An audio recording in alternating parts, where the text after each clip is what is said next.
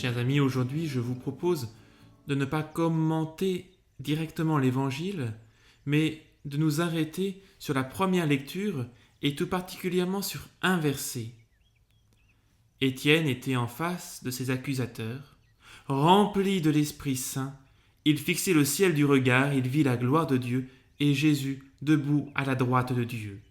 Chers amis, face à la fatigue et à la lassitude qui peuvent par moments nous envahir, ou face au rythme effréné des activités quotidiennes qui s'enchaînent les unes après les autres, ne nous laissant pas toujours le temps de respirer, de nous reposer, bien nous sommes appelés à vivre de l'Esprit Saint. Non seulement à en vivre, mais à être remplis de l'Esprit Saint.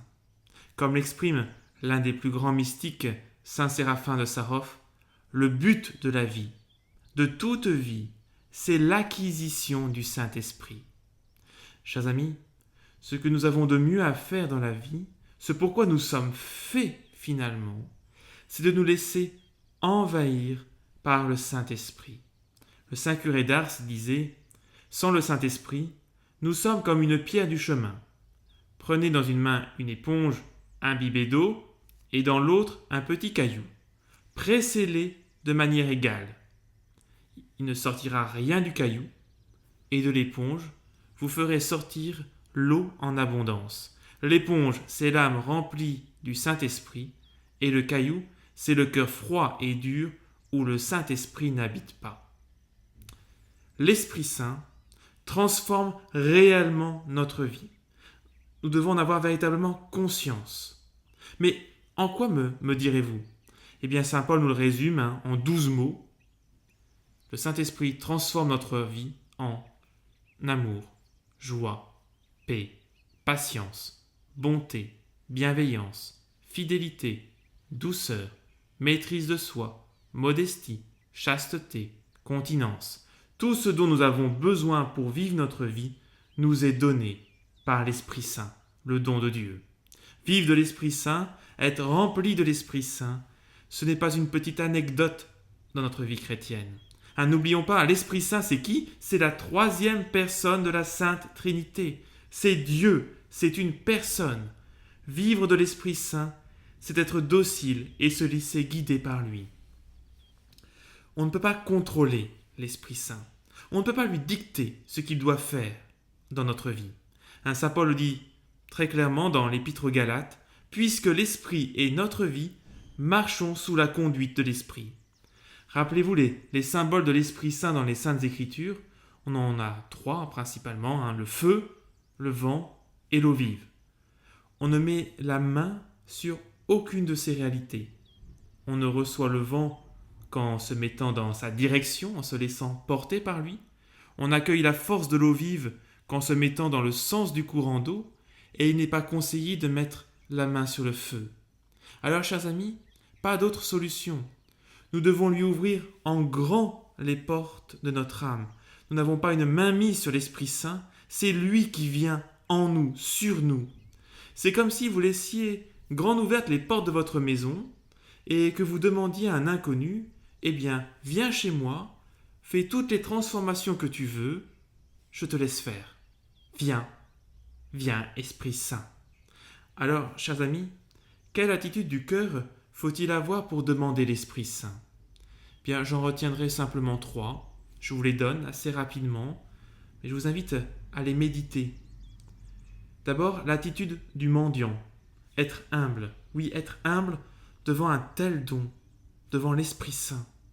C'est demander Dieu lui-même. Nous n'avons aucun mérite à cela. Viens, Esprit Saint, sans toi je ne peux rien. Viens me transformer. Viens me brûler de ton amour. Viens me purifier de mes souillures. Viens, Esprit Saint, je t'attends. La deuxième, c'est une attitude d'amour. L'Esprit Saint est un esprit d'amour et nous ne pouvons le recevoir que dans l'amour et par l'amour. Nous avons donc à nous convertir de tout ce qui en nous ou entre nous n'est pas l'amour, la jalousie, le désir de paraître, les divisions, etc. Nous devons être un, comme nous l'enseigne l'Évangile de ce jour. Et une attitude d'abandon, d'offrande de soi, de confiance. En demandant l'Esprit Saint, Nous acceptons que celui-ci nous conduise là où nous ne savons pas. Par contre, lui, il sait où nous devons aller. Nous acceptons aussi qu'il nous donne les charismes que lui veut, comme il le veut, pour le service de l'Église et de sa mission. Seigneur, j'ai confiance en toi.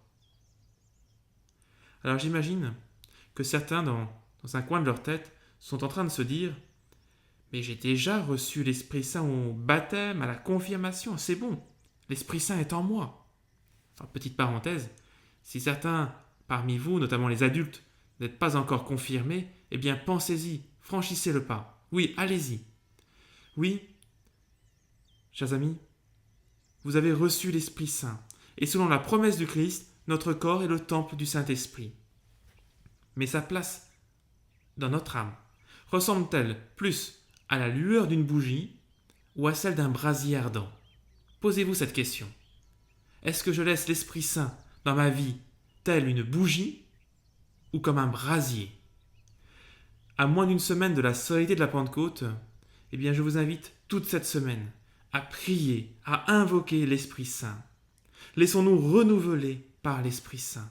Laissons-nous convertir par l'Esprit Saint. Laissons-nous guérir par l'Esprit Saint. Il y a tellement de guérisons à recevoir, de grâces à recevoir. Comme l'évêque vous l'a dit au jour de votre confirmation, eh bien, reçois l'Esprit Saint, le don de Dieu. Viens, Esprit Saint, et envoie du haut du ciel un rayon de ta lumière. Viens en nous, Père des pauvres.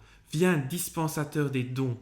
Viens, lumière de nos cœurs, consolateur souverain, hôte très doux de nos âmes. Oui, viens, Esprit Saint.